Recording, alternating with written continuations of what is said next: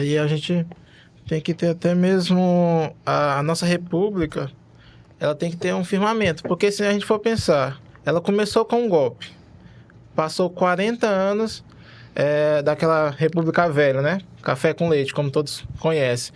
Aí termina a República Velha, começa uma ditadura de 15 anos. Passa um momento ali de grande aflito depois da ditadura.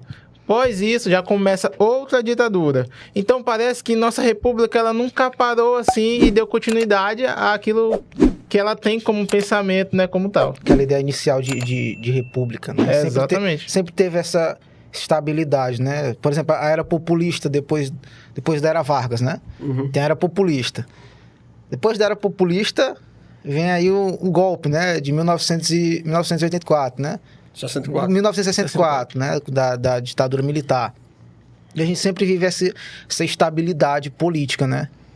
Essa instabilidade parece representar ciclos de depressão, né? E, no outro momento, ciclos de entusiasmo, Sim. né? Da República Brasileira, né? Agora, o que é mais grave no Brasil, eu diria, não são sequer ditaduras. É algo muito mais sutil, mas que é arrebatador, que é fascinante, que é a nossa paixão, a nossa tendência a nos identificarmos com lideranças populistas.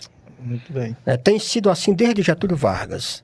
Getúlio, né? Aí em seguida vem quem? Vem Juscelino Kubitschek, né? Vem Jango, né? Vem Jânio Quadros, né?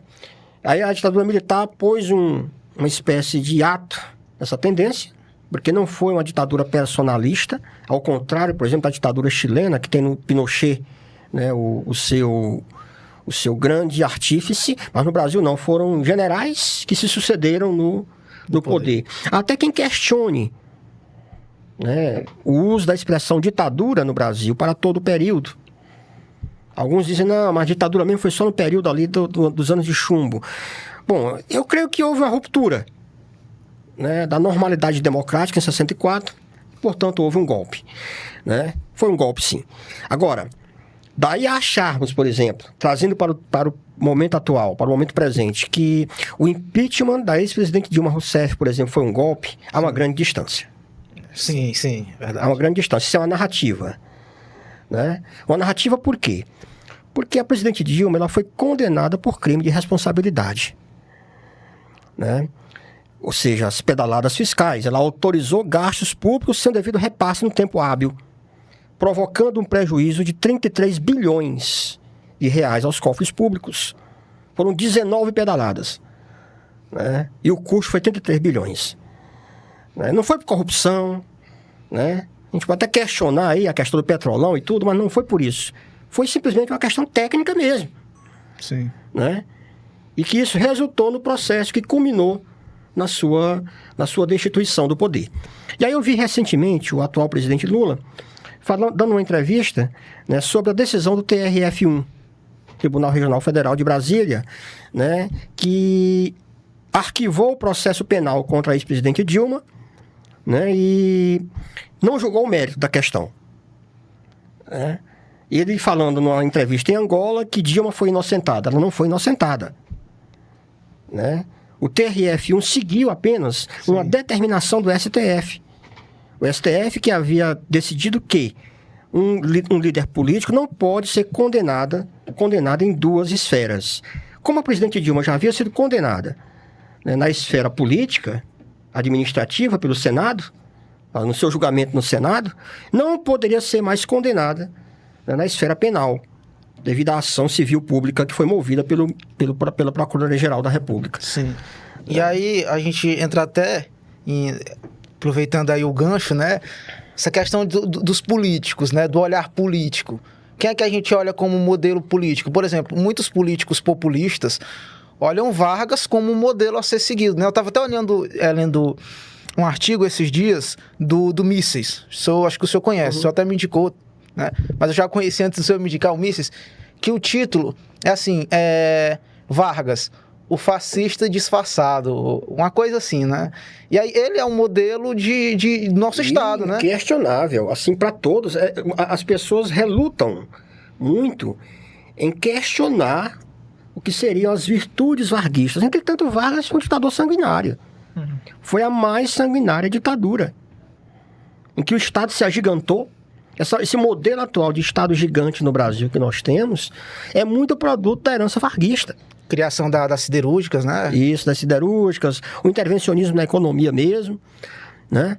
Então, é muito um modelo adotado como um elemento inquestionável. Questionar isso hoje, questionar o papel do Estado na economia, né, é você se arriscar a cair numa espécie de ostracismo acadêmico. Nossos intelectuais são impiedosos com aqueles que questionam o papel do Estado na economia. Inclusive, se fala muito do Vargas, né? Questão dele... o Vargas foi um grande político, né? Teve aí quando ele criou a CLT, né? Que é a consolidação das leis trabalhistas. Mas a consolidação das leis trabalhistas, ela é inspirada na Carta del Lavoro do governo fascista italiano de Benito Mussolini, né? Sim. Então já é outra... Que vamos ser bem sinceros, ele simpatizava bastante, né? Questão da autoimagem, né? Você vê, por exemplo, que Vargas ele deixou para tomar a decisão sobre a participação do Brasil na guerra junto aos aliados na última hora. Quando ele percebeu, de fato, que o bloco do eixo, né, os países do eixo, iriam ser derrotados. Né? Sim. Então, até lá, ele manifestou a simpatia pelo eixo, relutância, né, em estabelecer acordos com os Estados Unidos, né? E aí, quando percebeu que os aliados iriam ganhar a guerra, e aí ele teve, sim, uma visão muito clara do processo. Sim. Né? É uma virtude dele, era uma raposa da política, né? Sim. Ele resolveu, de fato, aderir à guerra ao lado dos aliados. Inclusive, tem gente que fala assim, o Vargas não. O Vargas não era fascista, né? Porque o Vargas, ele entrou na Segunda Guerra Mundial a favor dos aliados.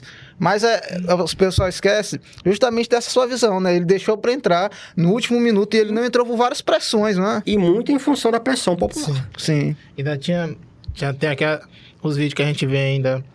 O Vargas estufando os peitos, o exército marchando para ele, e não tem como a gente não ligar ao Hitler em seu palanque e o exército passando por ele.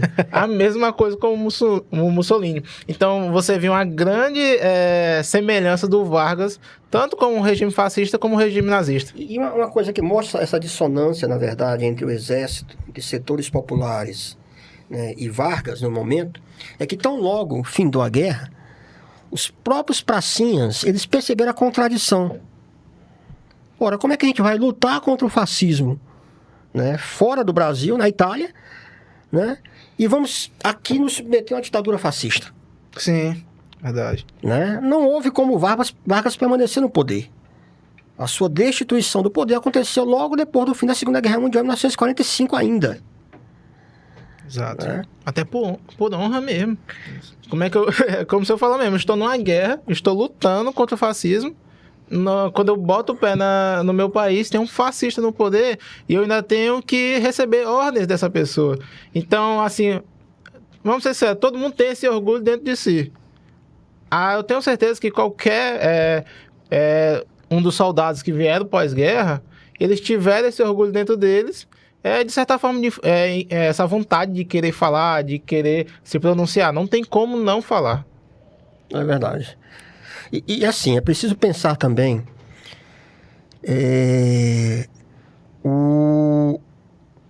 a descaracterização que a própria ideia de fascismo, o próprio conceito de fascismo enfrentou nos últimos anos.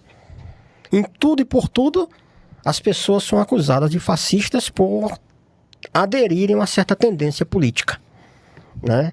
Sim. Se falou muito em fascismo, por exemplo, no governo anterior. Agora eu não vejo como fascista, por exemplo, um governo que é liberal em economia, que defende o Estado mínimo, né? Mas é um governo militarista. Há uma diferença entre simpatia pelos militares e militarismo, né? Então, a própria ideia de fascismo no Brasil, ela como que se descaracterizou, né, nos últimos anos, pelo menos aí na última década, nesses 4, 5 anos, né, recentes.